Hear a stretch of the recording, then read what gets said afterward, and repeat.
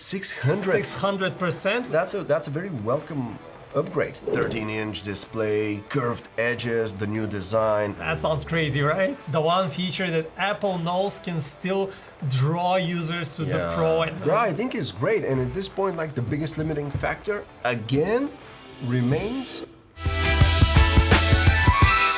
Ladies and gentlemen, welcome to the second episode of our brand new show here at PhoneArena, which still doesn't have a name, which I think is totally fine. Yes. At this point. The Nameless Podcast, that's the name. We should probably settle with this. Yeah. But yeah, so far no name. My name is Vic. I'm Rad. So welcome to the second episode. Just quick recap. First episode was about the Apple Vision Pro. Yep. Must see, so watch it. Very exciting. New product, probably the product that might replace the smartphone. Someday. Someday. But not right now. Definitely not now. But there is another product which had a bit of a quiet year in 2023. Yep. But is now up to make a grand comeback, which is the iPad, right? That's true. We are expecting two big new announcements for the iPad. We have the iPad Pro and the iPad Air. And first, the launch was expected to happen in March, but then some delays happened, at least when it comes to the leaks and rumors. Speculations were that we will see it in March. Even dates were floated. Right. Some analysts said March 26th. That obviously didn't happen. Nope. Then April. And now we have what seems to be the final release date. Not official yet, but coming from a pretty good source. Mark Gurman from Bloomberg says new iPads are coming on May the 6th, which is pretty soon. So which one are you more excited about, the iPad Pro or the iPad Air? Well, if you put it this way, of course, the Pro, because it's rumored to have that new design, OLED displays. I like the ProMotion stuff, high refresh rates. But then again, the Pro is already kind of an expensive, tablet. That's true. And it's rumored to get even more expensive now with the new special feature that's coming on. So the Air, it was kind of like the iPad that looked like the Pro, but it was not quite there, but still more expensive. So everyone bought that. So yeah, but definitely the Pro. I think that's the most interesting one. Definitely, that's the more exciting model of the two. But the iPad Air is also getting a pretty good refresh. Yeah. And maybe we should just step a little bit backwards and take a look at what happened in the past few years for iPad. So 2023, no updates to the iPads whatsoever, and that was probably the first year ever since the inception of the iPad that we didn't get a new model. Right. And that was because Apple was busy doing other things. We already mentioned the Apple Vision Pro, and that was clearly the biggest focus. So the Apple Vision Pro was announced in 2023, but only arrived in February of 2024. And there was another big project that I wanted to mention that Apple was working on, and we recently heard that was also canceled. And that was the Apple Car. Finally killed forever. And probably for the better, because it's a very difficult market, and Apple seemed to realize that its efforts are going nowhere. So anyway, back to 2022. That's when the last big update happened to the iPad. Probably big is not the right word. The last update. The last update. So what you see right here is an iPad Pro from 2021 in its bigger version, 12.9 inches. And that was the first iPad that got a mini LED display, which is a slightly upgraded version of the regular LCD screen that most iPads these days have. And the benefit of that, maybe I'll quickly go over that. The benefit of mini LED is that you get many more discrete lights that are packed into different zones, so you get a far better dynamic range and brightness. And it was kind of like comparable to OLED, basically, right? Or that was the whole point here with the mini LED, right? So it's a different technology. It's still kind of LCD based. It doesn't use the organic light emitting diodes that OLED is known for. But I think Rad is a big fan of this technology because it looks very similar to an OLED screen. I mean, the dynamic range. And the only issue, the bigger issue is the kind of when you look at the screen in very dark scenes, then you notice a bit of blooming, what's called, and you don't have that on an OLED screen. Yeah. And then the other thing is the 11-inch one, like it never got the mini LED displays, right? That's It's true. So stuck with IPS. that was exclusive to only the bigger model. Right. And now the new iPad Pros, both the 13-inch, drum roll, both the 13-inch and the 11-inch are getting OLED screens. Woo! Nice. So yeah, that's good news. And just wanted to quickly recap. So back in 2022, we got the M2 chip inside the iPad Pro, and in 2021 the big upgrade was the mini LED screen. And now both are getting OLED. Both iPad Pros are also getting a new M3 chipset. Yep. And maybe we should just get into it. What else is new and why should people upgrade? Right, and I believe one of the biggies here is a new design, right? So this thing hasn't been redesigned from, what, 2018? Which is 6 years. Six years ago. I mean, it's a beautiful, wonderful design, but it's been here like for a lot of time. And probably we're hearing Apple has something really great in store. They're gonna make it even thinner than that. That's already a pretty thin design. It's around 6 millimeters thick. Yeah. And rumors are that it will go down to even further to 5 millimeters. So this will become very, very thin, impressively so. Hopefully also lighter. Yeah. Because the iPad nowadays, like the Magic Keyboard was like a successful experiment, right? People are buying these. Yeah. And are using them. But what's the trouble with that? You put your big ass iPad into the Magic Keyboard and it suddenly weighs as much as a MacBook Air. It does. Or even more. It does, and especially when you look at the 13-inch form factor. Now you can probably see a bit of Rad's MacBook Pro, which is a 14-inch model, but just look at that. The size is pretty similar. It's almost the same. So not a huge difference, and if you close the iPad and you see it becomes quite thick with the Magic Keyboard. So I guess that new design, which is supposed to be even slimmer than that, hopefully also lighter, I think actually that's a very welcome upgrade to the iPad Pro. Yeah, that's one of the bigger upgrades. And we should also mention that this is not just any kind of OLED technology that is coming here. So that's probably one of the reasons why this iPad was delayed. This is an OLED screen, but not a regular one. It's what is called a dual stack or double layer. Double two stack OLED. Yeah.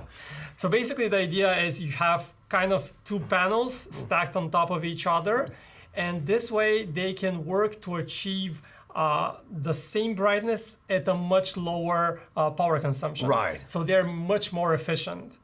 Maybe I guess the rumors or the specs that we have, which probably won't apply exactly one-to-one with the iPad, but from maybe some of the phones that we've seen with the dual layer AMOLED, what was it, like 40% more efficient? That's a good point you're bringing. I just wanted to quote, we had one phone that already features this technology from a brand called Honor in China. And I'm just gonna read a quick excerpt from our article about that phone, and probably you can find the link in the description to this video as well. So 600% improvement in screen durability, which probably refers Sorry, what to was that? 600%, which probably refers to the probability of getting ghosting, burn-in. Yeah, exactly. So the burn-in chances of burn-in is reduced significantly, and then you have a very significant 40% increase in power efficiency, which is definitely a good thing to have. But then on the other side, so this was probably why the iPad was delayed. This is new technology, it takes time to scale it up. But then the other thing is that this new technology also costs big money. And rumors say that the price could increase by nearly $160 up to $200. So that's a pretty big price increase. Don't you think? And like the 11-inch iPad Pro currently, it already starts at, what is it, $800? Yeah. So we have $800 for the 11-inch iPad Pro, $1,100 for the 13-inch. Right. That's the current pricing. Yeah. So this could go to $1,000 for the small one. For the small one, and what is it? Around $1,300 for right. Right. So the bill becomes quite steep. So how does that compare to, like, suddenly as a proposition? How does it compare to just getting like a MacBook Air, for example, which Yeah. has the 13-inch display, Yeah. modern new high resolution, curved edges, the new design. It has already a keyboard, a large trackpad. Yeah. What do you think? That's a great comparison because I'm not a big iPad user, but recently I started using this iPad a lot more. And now you notice there are some drawbacks, but in many ways, the 13-inch iPad, you would buy it as a laptop replacement because Right. you need to get a keyboard. The 13-inch size is just too big to hold comfortably to enjoy media. So most people would probably buy it as a replacement for their laptop. Right. And the price here kind of stacks up because the base model comes with 128 gigs of storage, which probably is not enough for most people. Now, in comparison, the MacBook comes with 256 gigabytes. So already, Which is not a lot. Which It's is not a lot which is by also laptop not, standards. Which is Right. not also not a lot. But if you want to match that, you're looking at currently at $1,200. And then you need to get the keyboard in order to have the full laptop experience. And the Magic Keyboard costs $350. So currently, On top of the price comes to $1,550. And then you have a MacBook Air, an M3 MacBook Air, which costs $1,100. So the iPad Pro is much more expensive, and you still have iPad OS on it. Yeah. So it is still a limited OS in many ways. It's gotten better, but still limited. So and now with the new iPad, this cost of the whole package grows to around $1,700 probably, or even more. Who's gonna buy this thing? It's Weird proposition. I mean, yeah, and all of a sudden, like if you close that with the keyboard and everything, it's pretty much as thick as the MacBook, if Yeah. not thicker. yeah, Weighs as much or even more. yeah. And okay, it's a versatile. The whole point of the iPad Pro at this point is it gives you a degree of versatility that the MacBook supposedly cannot, because you can detach it from the keyboard. Then okay, it's all of a sudden it's 700 grams around there, maybe. Yeah. And you can take it everywhere to the bathroom with you and so on. And you can put it on the table and you can draw on it, take notes and all that stuff. But at that point, with that kind of pricing strategy, does it even make sense, all of that versatility? Yeah, Apple is kind of trying to build up iPad OS. We've seen it added Final Cut Pro. Yeah. Some more pro-grade apps are coming, but the experience is still not quite the same as on a MacBook. So it would be interesting to see. And there's a very interesting fragmentation when it comes to the capabilities of the iPad and the MacBook. Because, for example, on the iPad, you have the advantage of being able to touch the screen, Yeah. which the Mac never has, and No. probably never, like at least in the foreseeable Yeah. future, it won't get it.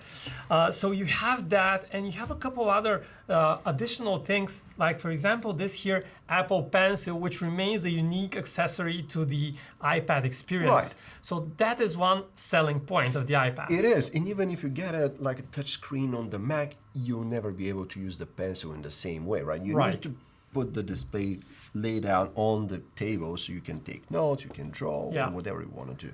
So for creatives, the iPad still remains kind of like the only game in town, especially if they Yeah. want to be in the Apple ecosystem. Okay, so this brings us to the next topic, which is that we not only get the new iPad Pro, but we also get the new accessories. So first we get a brand new Magic Keyboard, which is long overdue. And we also get the new Apple Pencil. So maybe just get the new Apple Pencil out of the way first. Yeah. This is the Apple Pencil 2nd generation. As you can see, it has this indentation, snaps on top of the iPad, quite convenient. But in terms of functionality, Apple is adding something new to the Apple Pencil 3, which is a squeeze gesture. Okay. So last year, Apple added a double tap gesture to the Apple Pencil, which allows you to quickly switch between tools. And now with this squeeze gesture, you probably be able to customize it and do some gestures. For example, you should be able to start writing a new text field by squeezing the Apple Pencil. So this one is not gonna get the squeeze, right? It's just not. for the new one. That is what leaks say, and that is what Apple would typically do. It adds new functionality, and this probably requires new hardware, the squeeze functionality. Yeah. And also the new one that recently launched, which was the Pencil USB-C edition, it also doesn't have the squeeze, right? Exactly, yeah. So the squeeze would be a brand new functionality coming to the Apple Pencil 3, and we're yet to hear if the Apple Pencil 3 will cost more than the $130 that Apple is currently asking. Right. It might, but it would probably be a smaller price bump compared to the Magic Keyboard, maybe. Or the Magic Keyboard. Now, probably you can tell us a bit more about the Magic Keyboard upgrade, because that seems to be a quite exciting upgrade. It's an exciting, like the Magic Keyboard as a whole has been an exciting accessory to the iPad. Like its coming was long overdue. I've almost felt like Apple was like, okay, guys, there it is, your touchpad and your keyboard in one for the iPad. Now you can make it look like almost like a laptop.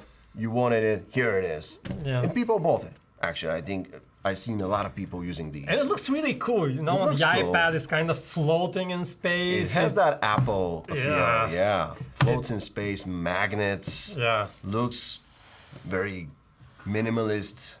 Apple design language. It's great. It's great. And the keyboard is actually pretty decent typing experience. The touchpad, also great. It has that Apple extreme low latency stuff, but the obvious drawback to it is it's tiny.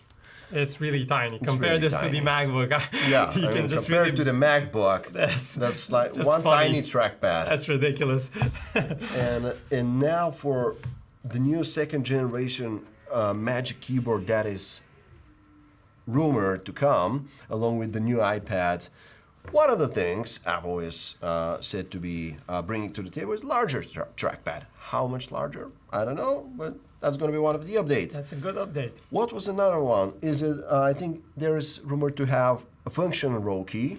Yeah, and that was missing because for some common actions that you want to do, like reduce the brightness, tweak the brightness, or the volume, you need that function row, which you have on the MacBook, and you don't have it here. And you also don't get the escape key, which is driving me nuts on the iPad. You don't have an escape key, and you're probably gonna get that. And the other thing that is also exciting, some rumors claim that this new attachment, this new Magic Keyboard, will also be made of aluminum. That's not a certainty; it's a possibility, but that would make for a much more premium look to the iPad. Yeah, an even closer look to a MacBook experience at this point. Basically, the iPad is morphing into a MacBook with a different operating system. And that's exciting to see what we'll see. I think it's great. And at this point, like the biggest limiting factor, again, remains iPad OS. Yeah. iPad OS is probably not changing fast enough. It cannot keep up with the demands of iPad users because Apple is going to do the Magic Keyboard only when it sees that people want to use these devices, but they also want to use them like laptop replacements, right? Yeah. And to be a legit laptop replacement, it needs to have certain things that have been developed like for decades now on desktop systems like the Mac. And the iPad is a new operating system. It doesn't have them. Yeah. And they're trying to remedy the situation. You mentioned Final Cut. They released it on the iPad. They released, I believe, Logic Pro, if I'm not mistaken, for serious, music making. It has DaVinci Resolve also, and many other software. It has, at this point, it has Photoshop, it has Lightroom, the Adobe things. So everything's on here. But there's still something about it that isn't quite, I don't know what it is. Is it the efficiency of how it works or something? The multitasking experience is probably still not yet there. And Apple is in a weird place with iPad OS because first, it still has the iPad mini. It has the 11-inch iPad. It has the iPad as a media machine versus the iPad as a laptop. So it kind of split between those two realities, and it kind of has to serve both users. And I guess that's probably part of the reasoning why it keeps improving. But those people who want to use their iPad as a laptop will find that the improvement comes too slow, while the other users, they don't really care too much about those improvements, really, because you're just using it for media. There's like a very broad spectrum of iPad users, right? Because in all of the iPads, they run iPad OS. Yeah. And so you have the base iPad, which is the standard, the 10 Gen 1. Yeah. You have the mini, you have Airs, and then you have Pro. And so it's a really large spectrum, and for someone like younger person, they would probably take it and get some note taking on it with the pencil. They'll get a base iPad and it still runs iPad OS. And the Pro, which is the Magic Keyboard, that laptop replacement style of usage, it also has the same OS. Yeah. I would imagine that's why Apple is still late to fix that whole situation. Yeah, and I don't know if it can even fix that because it comes with limitations. Right. So it would be really exciting to see what gets announced at WWDC in June, because that's when we expect the new iPad OS 18 to be unveiled. And of course, it will roll out to devices in late September. So it will be sometime before we see that new version. But we're only talking about the iPad Pro, and I also wanted to touch upon the iPad Air, which is the other big announcement. And that is exciting because we're finally getting the iPad Air in two sizes. We're getting a small 11-inch model, which we had already, which is just upgraded, and we're getting a brand new bigger size, sort of a 13-inch size, slightly smaller than 13 inches. And that means that you're now getting this iPad as a laptop experience at a lower price point. So currently, let's take a look at the pricing.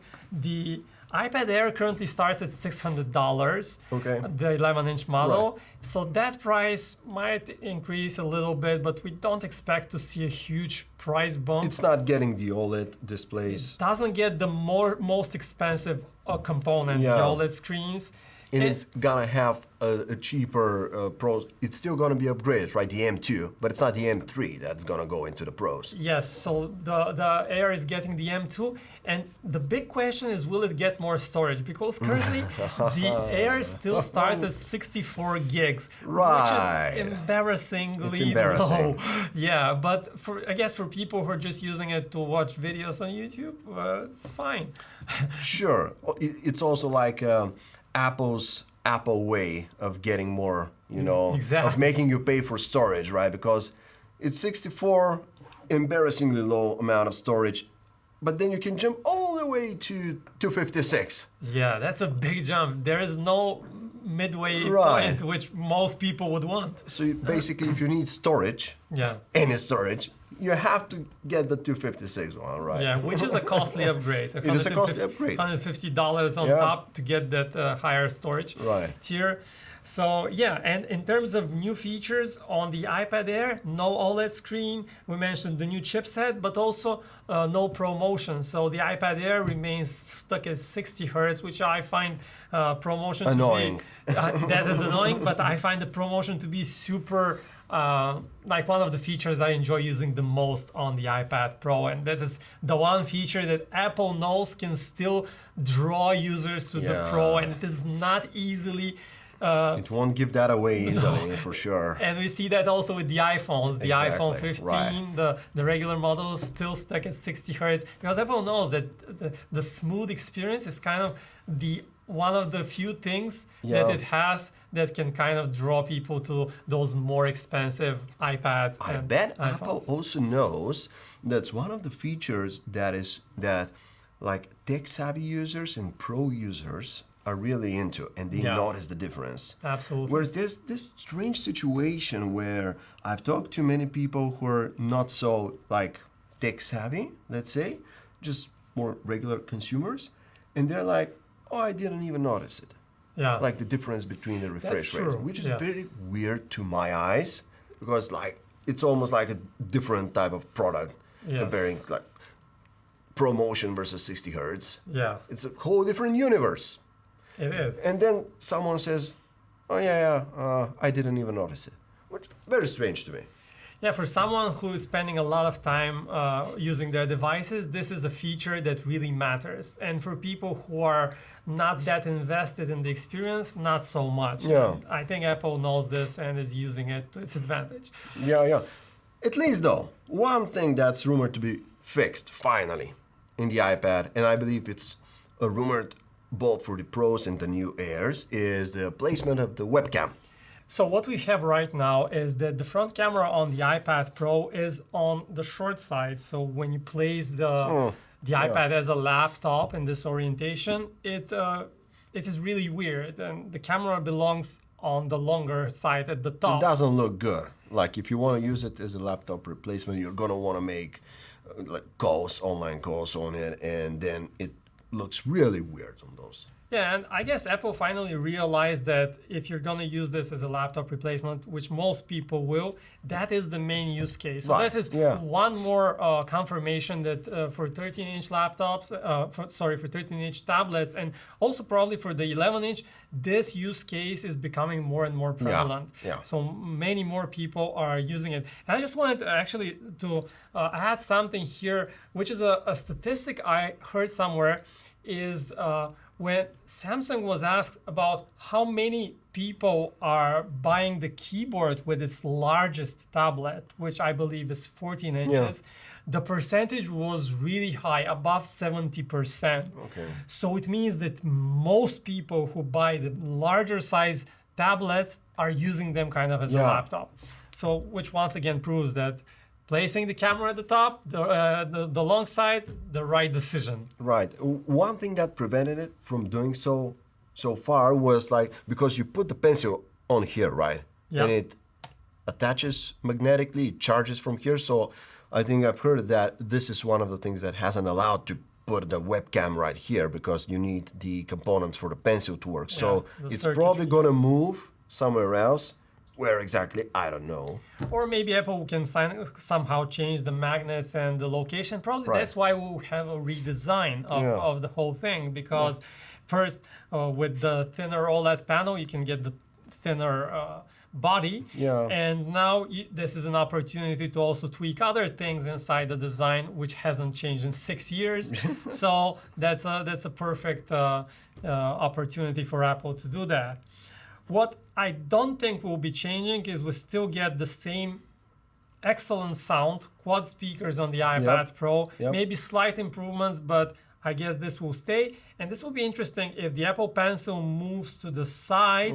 This could be an issue with the speakers, so I don't see that happening.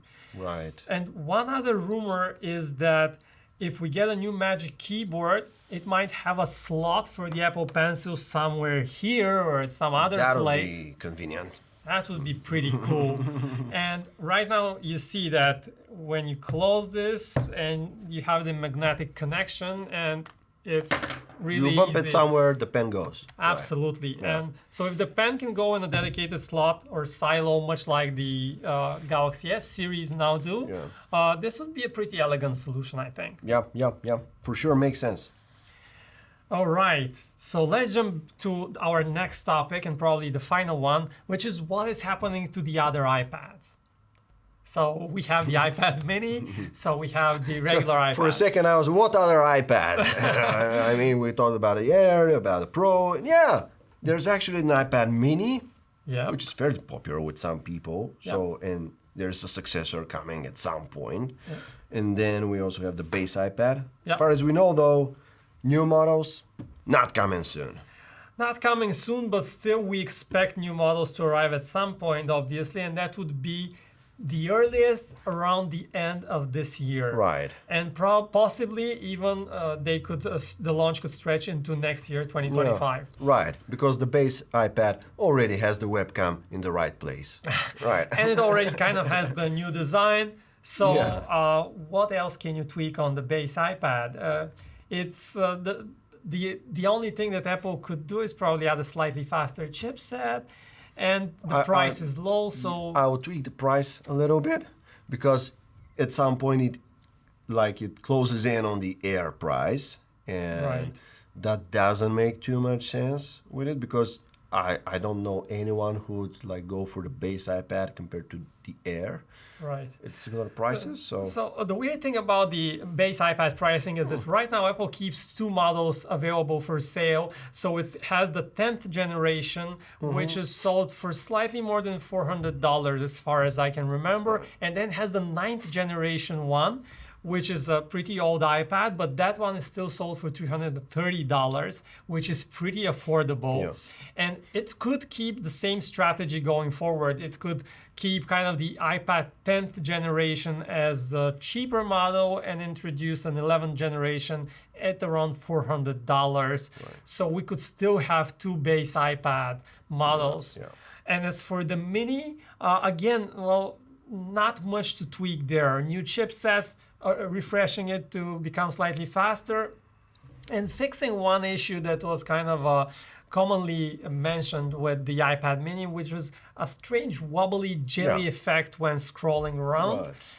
which was due to the positioning of the OLED screen on the iPad mini. Apple might tweak the design and fix Does it that. have an OLED screen? Oh, my bad. The LCD screen. But it's not mini LED, right? It's just normal It's IPS right. display. It's a good IPS display, but It's an IPS display. it's an not, IPS not display. an OLED. Right, yeah. Yeah. And so that's what's new on the iPad front. One last thing to finish this off, a foldable iPad. Ooh. That sounds crazy, right? It makes sense though. To me at least. I think it makes more sense at this point compared to a foldable iPhone. Okay. So I really dig the idea of having like maybe 11-inch or maybe 12, 13-inch iPad that folds in half and becomes something like a iPad mini in terms of the footprint, because you can really easily take this with you in a normal bag. So I like the idea, although if I have to bet money on it, I don't think it's ever happening. Well, rumors are that if it happens, it's still a few years in the future. And one thing that Apple, like, again, this comes from Mark Gurman from Bloomberg. He says that if Apple cannot make this without eliminating the crease, which is that like bump in the Where middle. you fold it basically in the middle. Yeah. If it cannot eliminate the crease from this foldable supposed iPad, it won't ever launch it. Why is that though? Is it just because, you know, Apple polish perfection style? Or That's probably one thing, but the other thing is that I think many users who want an iPad are also creatives, and Apple has the Apple Pencil, which is a pretty unique accessory. And when you have that crease right in the middle, that would interfere with the Apple Pencil experience, with the drawing experience. yeah, That makes would sense. be one other thing Like to... because the pencil is a central use case for the iPad, right? Right, yeah, I think so. And But doesn't the Samsung Fold have an S Pen as well? It has, right? yes, It absolutely. supports one. Yeah, it But supports. it also has the crease. But it has the crease, I guess. For Samsung, that's okay. And we've seen other foldables from other companies which have reduced the crease to almost non-existent. It's still there, but barely visible. Right. So they use different technology for the hinge in order to achieve that. So that's also a possibility, but we'll have to see. And I actually wanted to disagree with you a little bit about, you said you're more excited about a foldable iPad. Mm-hmm. I would say that maybe I would be more excited about a foldable iPhone just because it would add something fresh to the lineup. And Okay. we don't know if that's happening, but rumors say actually that it's not. There's like the only possibilities for a flip style iPhone Yeah, far yeah. off in the future. But So do you envision it like a flip or a fold? I would prefer it to be a fold because of the added functionality. But Yeah. right now, rumors say that Apple is considering a flip design, but it is a very distant possibility in the far off future. Better buy an iPad and a phone. Right. And the Apple Vision Pro. And the Vision Pro and a Mac. Right. Well, let's get all things Apple. Yep. Thanks, guys. I think that was a wrap for today's episode. Everything on the new up and coming iPad Pros and iPad Airs. That's a good Hope time to- to end it. It's a good time to end it. Hope to see these devices actually launch on the market in about a month. Yeah. So, yeah, thanks for watching. See you next time. Expect to see the full reviews on PhoneArena.com. Yeah. See you in the next one.